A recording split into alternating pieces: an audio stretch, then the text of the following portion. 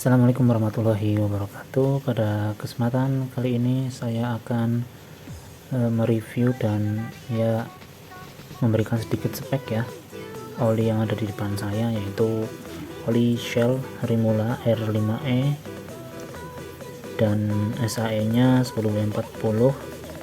Ini termasuk oli diesel ya, heavy duty diesel engine oil. Ini oli truk ya, aduh kameranya nggak bisa fokus lagi. Nah, oli truk, dan penggunaannya ini saya gunakan di Vario 150 dengan spek yang udah oversize 50 ya. Di awal saya akan coba memberikan penjelasan terlebih dahulu ya, ini penggunaan di Vario saya itu gimana gitu ya.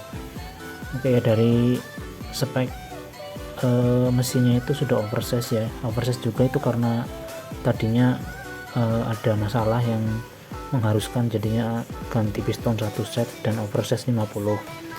Nah, untuk penggunaannya itu bukan harian lagi ya, jadi ya bisa dibilang kerja keras lah, karena saya dipakai untuk ojol gitu ya. Oke, dari harganya dulu deh kita bahas ya. Harganya ini saya beli via Tokped online, itu harganya 66.000, udah gratis ongkir ya. Kalau misalkan offline ya kira-kira sih 80 ribuan lah gitu ya, kalau misalkan di Bekasi seperti itu. Kalau misalkan di daerah lain mungkin berbeda lagi ya harganya. Untuk oli ini ya, sekedar informasi juga, ini enggak ada barcode-nya ya, jadi barcode ini nih di sini enggak ada karena ini masih pabrikan made in Hong Kong. Nah, kelihatan ya, ini made in Hong Kong, jadi setahu saya itu memang tidak ada barcode di tutupnya. Kalau kalian ngecek asli enggaknya itu dari sini, ini harus rapat di bagian leher atas, ini harus rapat. Kalau di sini longgar nggak apa-apa. Seperti ini kan udah kebuka nih, saya udah dipakai, berbeda ya. Oke, dan ini kode produksinya Agustus 2021, jadi ya masih fresh lah, masih tahun 2021. Oke, lanjut ke base oilnya. Base oilnya itu masih semi sintetik ya, belum full sintetik, tapi ya lumayan lah gitu. Terus SI nya 10W40. Lalu angka total base numbernya atau TBN, mungkin ada yang belum tahu ya. TBN itu apa ya, ini penjelasan awam dari saya ya, yang memang belum terlalu paham banget. Intinya itu TBN itu kemampuan oli dalam menetralisir asam saat oli ini digunakan, kan terkena asam oleh apa ya, pembakaran lah gitu ya. Jadi semakin tinggi nilai TBN nya semakin bagus, tetapi tidak harus jadi patokan oli itu bagus atau enggaknya gitu ya. Intinya semakin tinggi semakin bagus gitu aja ya, karena banyak faktor lain. Contohnya oli ini ya, TBN nya itu 10. Kalau misalkan kita bandingkan dengan Fastron Techno 10W40, SAE nya sama, itu bagusan yang ini, karena saya lihat dari datasheetnya itu ini 10 dan Fastron Techno itu 8,3. jadi dari segi TBN ini lebih bagus. Selanjutnya dilihat dari datasheet juga, kinematic viscosity 40, yaitu ketika kita pakai di waktu pagi atau awal mesin nyala, itu enteng enggaknya dari kinematic viscosity di 40 derajat. Contohnya di oli ini itu nilainya 90, dan kalau dijadikan perbandingan ke Fastron Techno itu nilainya 100. Jadi semakin kecil semakin encer, semakin enteng di awal start ketika mesin dingin ya. Jadi 90 ya lumayan lah gitu. Oke ya, langsung aja ke review penggunaannya ya. Ini saya sudah pakai salah satunya. Nah, ini yang sebelah kiri ini udah kepake ya. Saya isi kurang lebih 700 ml di Vario 150 saya. dan sudah menempuh jarak kurang lebih 2100 km ya. Jadi perjalanannya itu saya pakai yang long trip itu, jarak jauh itu dari Kebumen ke Cikarang itu sekitar 400 km. Reviewnya gimana? Menurut saya sih bagus, ketika macet enak, nggak kasar banget seperti ketika pakai Pertamina Fastron Gold yang 5W30.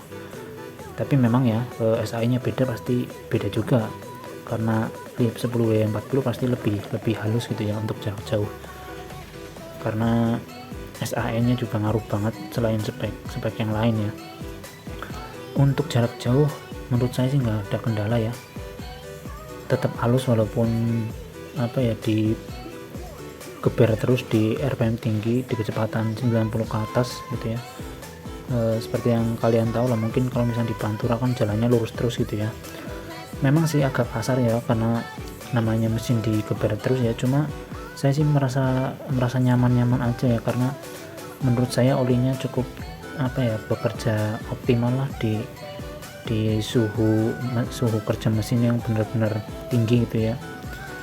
Kalau misalkan untuk macet-macet, karena ini saya motor gunakan untuk ojol juga nggak ada masalah, lebih enak oli ini ketimbang Fastron Gold ya, jujur ya, nggak mengada-ngada. Tapi dalam hal kenyamanannya ketika macet, panas terik, tapi mesin jalan terus gitu ya. Soalnya kalau misalkan 5W30 pasti agak kasar gitu ya ketimbang SAE ini, karena saya pakai ngojol dari siang ke sore itu, waktu terik-teriknya itu memang masih nyaman pakai ini daripada Fastron Gold yang 5W30 gitu ya. Karena menurut saya 5W30 itu lebih cocok buat harian, dan 10W40 lebih cocok untuk yang kerja keras gitu ya. Jadi ya kalau misalkan maunya enteng di RPM bawah ya pakai 5W30. Kalau mau halus untuk jalan jauh, untuk ngojol atau kurir ataupun yang lainnya, touring atau apa, mendingan pakai 10W40. Kalian bisa coba oli diesel ini tanpa takut kenapa-napa, karena saya udah coba. Kalau misalkan kalian pengen gabung ke grup LDIC di Facebook, kalian bisa gabung di sana, bisa sharing tentang oli ya, karena saya cuma pemakai dan review dari saya langsung, itu nggak mengada-ngada ya. Bisa dibilang ini oli yang cukup memuaskan lah buat saya kalau misalnya pemakaian ojol. Jadi pede walaupun di jalan buat jauh gitu ya. Biasanya itu agak kasar kalau 5W30, kalau ini lebih halus gitu ya. Di pemakaian jarak jauh juga ini oli cukup stabil ya dibanding Fastron Tekno yang hijau 10W40 juga. Dan informasi ya, kalau untuk oli diesel itu memang ya ketika baru tuang itu emang agak berat gitu ya. Jadi ketika awal tuang itu memang agak berat, jadi harus sedikit berat sih, nggak berat banget, kalian harus sabar. Karena menurut saya dari 0 sampai 300 km itu penyesuaian oli tersebut ke mesin, 300 ke 1000 itu udah mulai nyetel, dan di 1000 km sampai 2000 km udah lagi enak-enaknya, 2000 sampai 3000 juga lagi enak-enaknya.